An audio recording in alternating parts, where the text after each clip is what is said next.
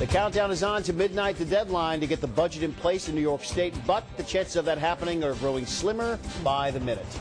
Good evening to you. I'm John Gray. And I'm Ann Hughes. First on Fox, the Senate and Assembly went into session late this afternoon to begin voting on bills, even though the bulk of that legislation isn't written yet. Now, some of what will be part of this year's spending plan is already out there. We're learning about it. And as Fox 23's Walt McClure tells us, live at the Capitol, he has the latest there. Walt?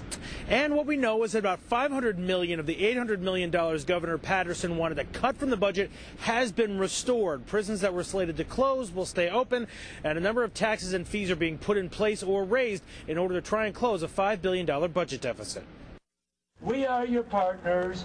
These prisons will stay open. Senate Majority Leader Joe Bruno tells rallying corrections officers the budget agreement includes keeping open 4 prison facilities that former Governor Eliot Spitzer planned to shut to save money.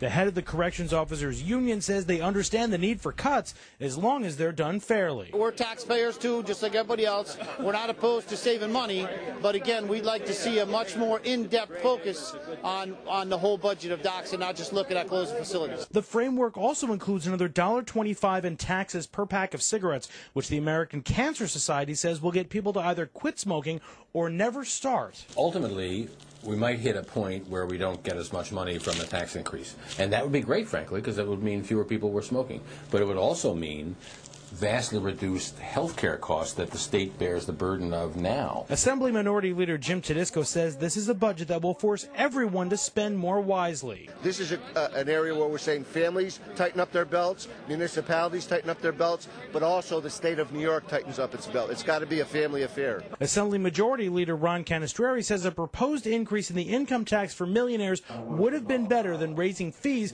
but he says there was no choice but to make difficult decisions in this budget process. It's not going to be a pretty picture when we're finished. It's a very tough year. We've got a gap of about $5 billion.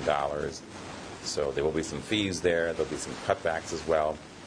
And we just cannot sustain and have a normal budget year.